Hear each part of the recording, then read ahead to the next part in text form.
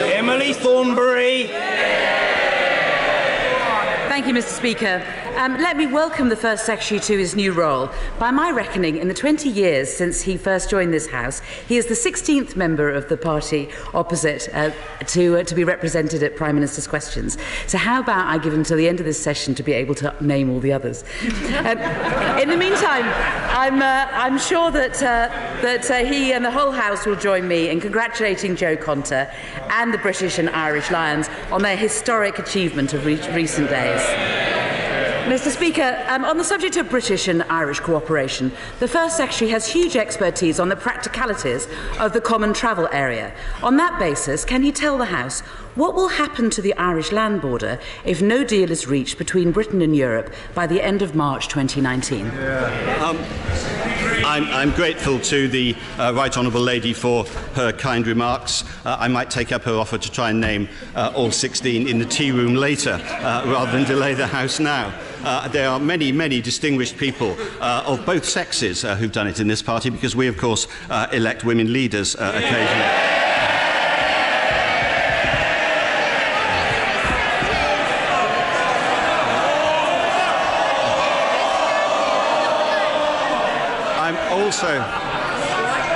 I also absolutely share her view about the British and Irish Lions, though it strikes me as a particularly British thing to do to celebrate a drawn series quite as hard as we have, but nevertheless that's the way we do sport, and indeed you, I know, Mr. Speaker, will be very keen on following Joe Conter's progress through Wimbledon, as well as Andy Murray. Let's hope we have two finalists over the weekend. On the substantive question she asked about the Irish border, she will know that it is the aim of this government to make sure that we get the best deal for Britain, and as the Prime Minister set out in her Lancaster House speech, one of the key issues which we want to bring forward and have brought forward at the start of the negotiations is precisely the issue of the Irish border, because it is extremely important not just for our own citizens in Northern Ireland, but for the Irish Republic, that we get that right. And indeed, I have already had meetings with my opposite number, the Taoiseach, on this matter and other matters. Emily Thornberry. I mentioned at the outset that he's a 16th member to represent his party in Prime Minister's questions since 1997. Only 3 of those have been women, and the last one before the current Prime Minister was 16 years ago. I believe we've had 3 women Labour MPs doing this job in the last 2 years alone. Was not what deal do we hope to get. My question was not what deal do we hope to get, but what happens if we get no deal at all. This isn't some sinister nightmare dreamt up by Remainers. It was the Prime Minister who first floated the idea of no deal, the Foreign Secretary who said it would be perfectly okay, the Brexit Secretary who said that we'd be prepared to walk away. But since the election, the Chancellor has said that that would be a very, very bad outcome, and a former minister has told Sky News that no deal is dead. So will the First Secretary clear this up? Are ministers just making it up as they're going along?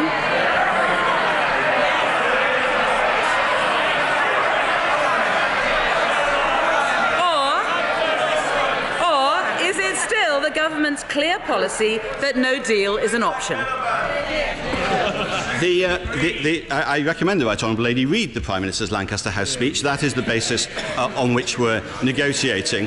But we're also saying that it is conceivable that we would be offered a kind of punishment deal that would be worse than no deal. It is not our intention. We want to have a deal. We want to have a good deal. Can I also point out to her that it is her leader and her party's position that whatever is on offer, they will accept it.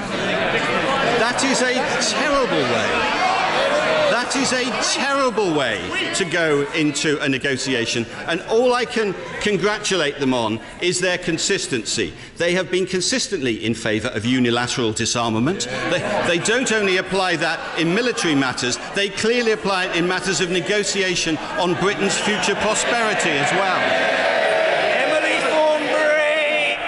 Well, the First Secretary apparently didn't get the Prime Minister's memo. You're supposed to be building consensus, man.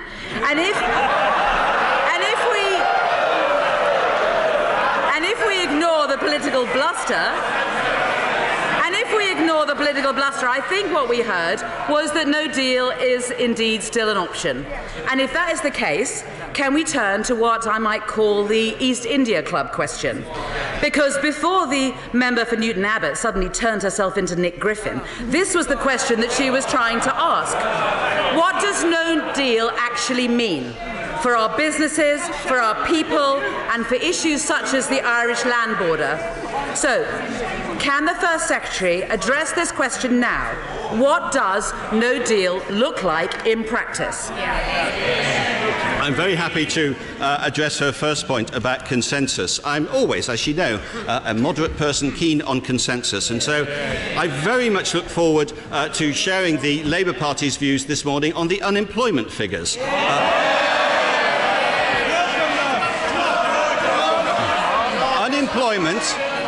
Unemployment is now down to its lowest level since the early 70s.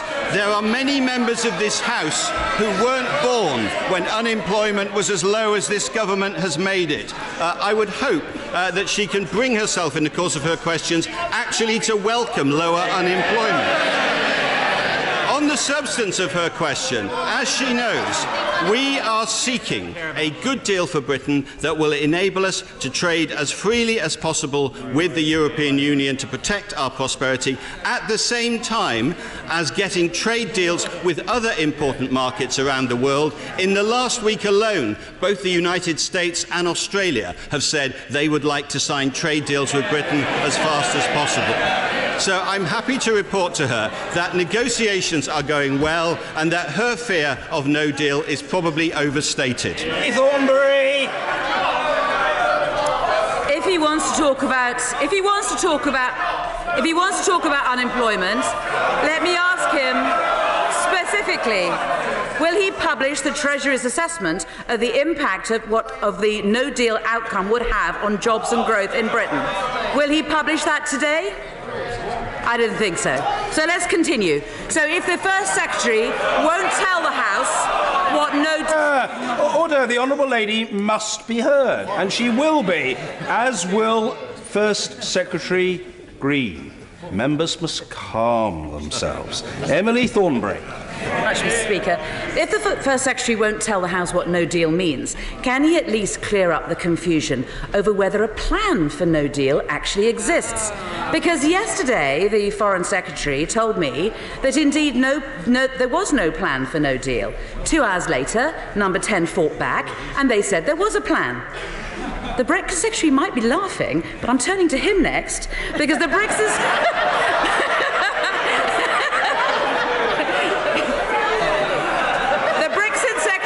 The Brexit Secretary was so busy fighting with himself that on March the 12th he said that there was a plan.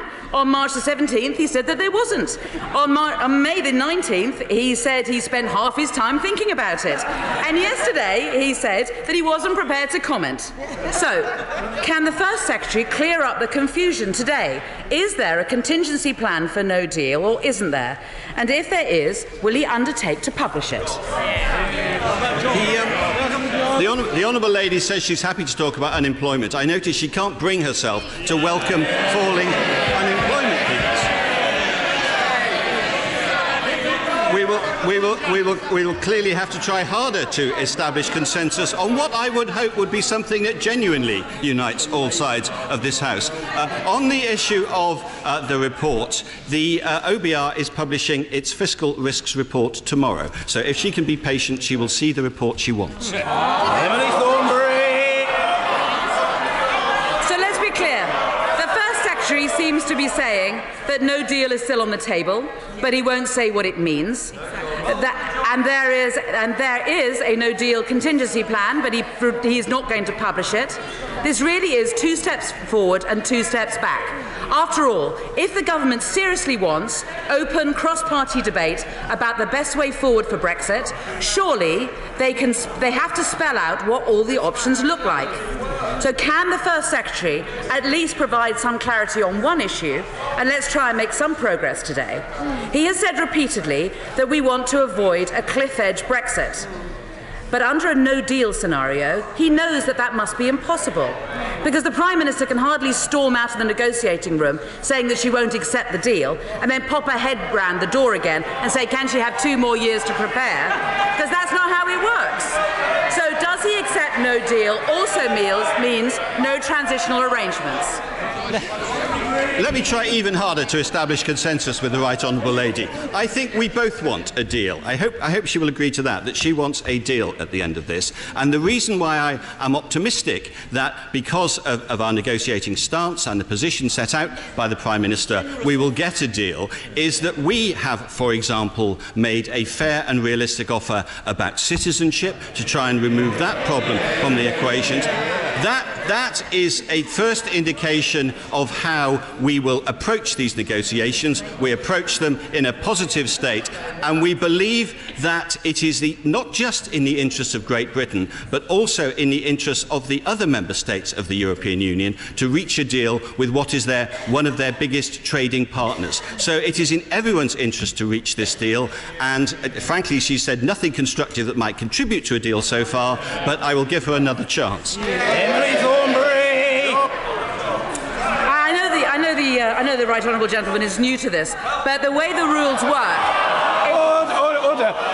Order. I don't know whether it's spontaneous or orchestrated, and I don't really care which. But whichever it is, the idea that it's going to stop the Honourable Lady asking her questions is for the birds. So members are wasting their vocal cords. We will carry on as long as necessary to accommodate the backbench members whom I wish to accommodate. Emily Thornberry. Yeah, I know that the honourable member is new to this, but the way that it works is I ask the questions and he answers them.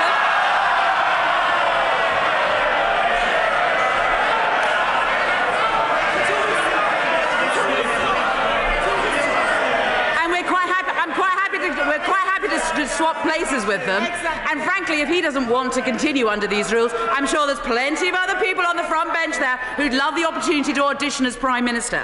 But I do appreciate all the First Secretary's answers, but they do just serve to illustrate what a mess the government has got itself into by threatening to walk away even before talks began. Isn't the truth now that we've got a no-deal option on the table, but they won't tell us what that means? They've got contingency plans, but they won't let the public see them. We've got a Chancellor demanding transitional arrangements, which a no-deal option makes impossible. We've got a Foreign Secretary making it up as he's going along. We've got a Brexit Secretary so used to overruling his colleagues that he started overruling himself. And we've got a Prime Minister who's so bereft of ideas that she's started putting suggestion boxes around Parliament. But as a country, we have got 20 months to go until Brexit. We absolutely have got to get a grip. And if the party opposite hasn't got the strength for the task, then we've absolutely got to get rid of them.